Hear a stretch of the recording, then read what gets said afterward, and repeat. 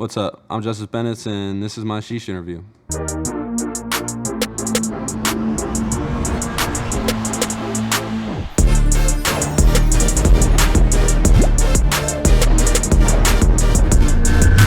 So, my family, for my music career, my family has been really supportive of me, and it's been like it's had a big impact on me. It's like been the main reason that I've been able to, do music and feel comfortable with myself, like actually doing what I want to do.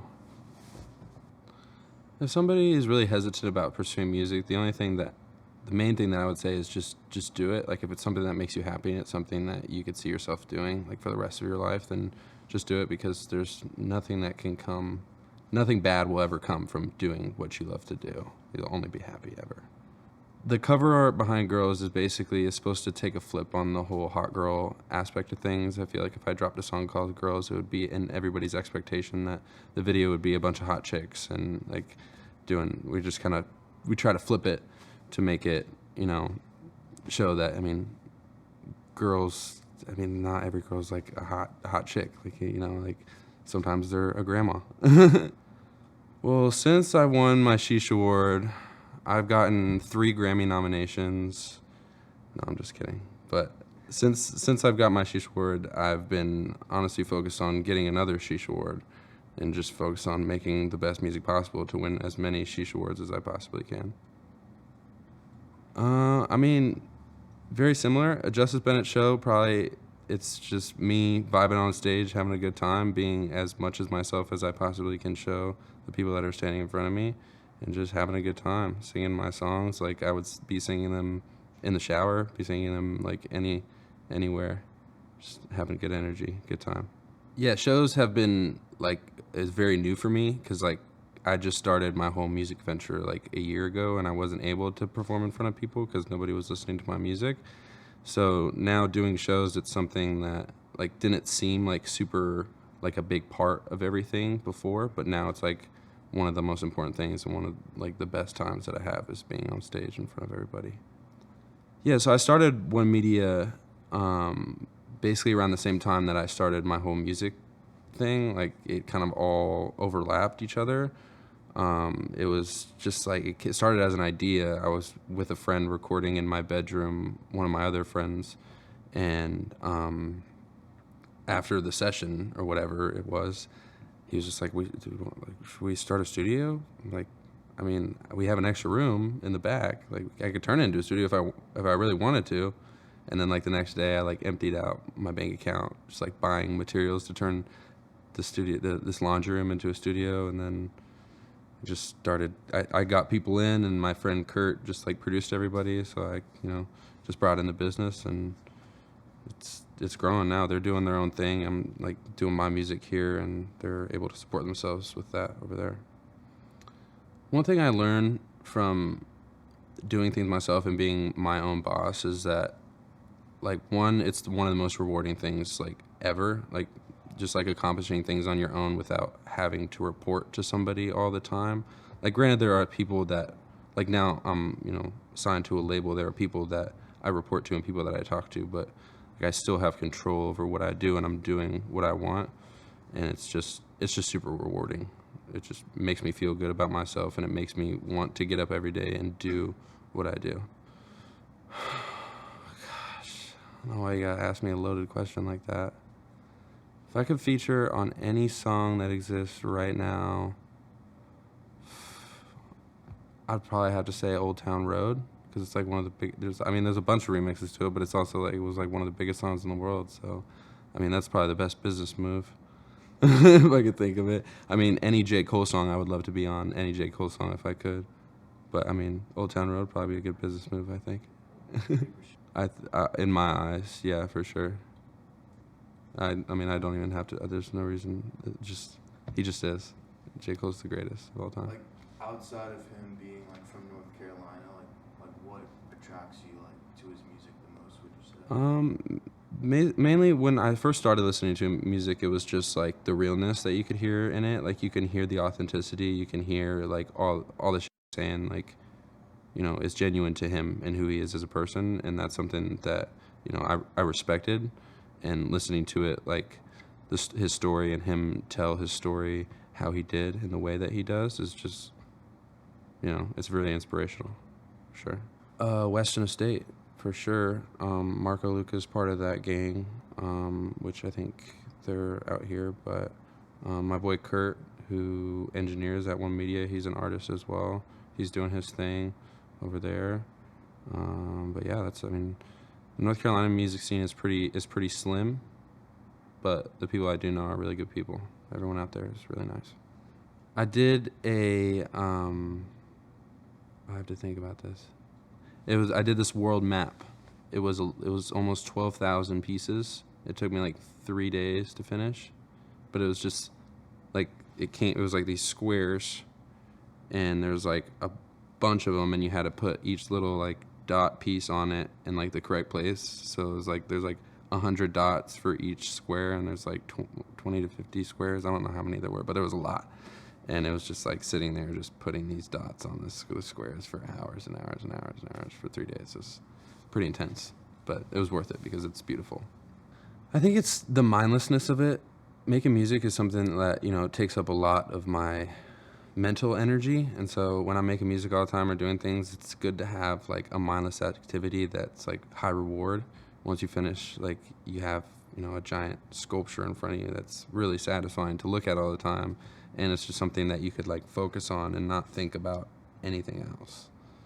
So I've never been into Game of Thrones, like the whole like dragons and knights and like stuff like that. And like I'm still not into it. Like my girlfriend tried getting me to watch Game of Thrones for the longest time, and I sit there and I try to watch it, but it's just not something that like I really find interesting. Like when the dragons come out and that's cool. I like the dragons, but other than that, like it's kind of boring monologue to me. I don't know. Yeah, A lot of people hate me for not liking Game of Thrones. A lot of people will probably unfollow me for it, but it's okay. Like she only listens to like country music. she only listens to top 40. I mean, I can relate to that honestly. She doesn't lose any points in my book. I don't listen to music that much, so that's something I can relate to, I guess. I don't have bad music taste, but I mean, music is meant for everybody, I guess. So, well, it depends on what's in that joint. If it's a nice indica, then I'm probably about to go to sleep. If there's a sativa in my joint, then I'm probably like about to walk into a session or play Rocket League. Overrated as hell. New York pizza is so overrated, and it's like people say it's because like the water is better and it makes the dough somehow better, but the dough's always like every time I have New York pizza, the dough's like tough. It's like hurts my jaw when I chew it. It's not bad. It's not bad pizza, but I mean I definitely prefer like a Chicago deep dish over like a New York style pizza. But that's just my opinion.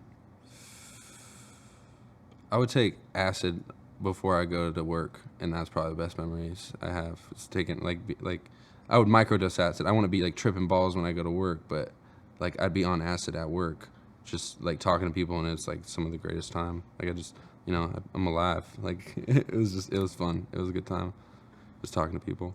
Were you like able to sell cars? Yeah, Like, yeah. No, I was sold hella cars. So many cars. Like I was out selling like some of the salesmen at the dealership, and they were pissed off. Like I didn't take like acid where it was like bringing me down or like making me see things or anything. Like it was literally just like a microdosing. It's like taking an Adderall or something. You just the fog kind of clears and you can just navigate. Yeah, being a car salesman now is like it's a lot different than how it was. There's been a lot of like negative energy put behind car salesmen. I think it's because back then, before like the internet and people could find prices to things, they were able to like rip people off or like pull a fast one on somebody or like add all these things onto it without anybody knowing. But now with the internet, people could see like what cars are where. So the dealerships now kind of have to put their best prices on the lot, and there's not much they can do, or else they can't compete with everybody else around or things like Carvana or anything like that, because like the times have just changed so much that you go to a car dealership, yeah, there'll be like an $1,000 additional fee for just like them keeping the car on the lot, like, but you're not really going to be paying any more than that if you were to go anywhere else. Like, all the cars are cost the same pretty much. This I'm probably going to release another single before I release my project called Lifelong Daydream later this year. There's no like dates or anything, but very soon in this year I'll be releasing a project that I'm really looking forward to. Probably be in the area of 12 to 15 songs, something like that. And then I'm really, really, really excited for the next project that I'm dropping. I'm working on it like now. Like the first project I pretty much like have finished. We just gotta like get it mixed and do things to it. But the next project is what I'm most really excited about for sure. It was one of those things that like came to me like at the most random time. Like, I think a lot of the times, like some people like bars will come into their heads, or like certain melodies will come into their heads. A lot of the times like song titles come into my head, and I don't know, I'm really picky about my song titles for some reason, but Lifelong Daydream just popped in my head one day, and I was like, that's like a cool name, but it's like too cool to be just a song. Like, it's got to be like an entire body of work. And I thought to myself, like when I thought of it, like I'm kind of like living in this lifelong daydream, because life feels kind of like a dream right now. Because like I was just like a year ago I was selling cars, and now I'm like in Capitol Records building, doing an interview for my music that I just like started creating like a year ago. So it's like, it feels like a dream, but it's a daydream because it's like all day long. I mean, they definitely go hand in hand. I think I don't prefer on working on one or the other, because all the singles definitely usually always lead up to a project. I kind of think of every song as a single, and the songs kind of line themselves up into like a project. Like I'll create like a bunch of songs that are all like single worthy songs, but if they're all in like the same area of like idea and like how I'm feeling and like what's going on, then I'll put them in a project together and just line them up how I see fit, and just like write out where each song should go in like the list or whatever. So I just kind of like I don't really make a projects. Like I'll have ideas and I'll make songs that eventually bleed into its own separate project. Logic, definitely. He was like one of the big inspirations of me like starting to write music, and he's a killer with making beats, and he's just someone I looked up to when I was really younger. So if I was able to get in with him, that'd be sick. Something that's been making me happy lately is being able to make music, being able to release music, and weed. Those are the three things. And my girlfriend, she makes me happy. Those are the four things that make me happy right now. Yeah.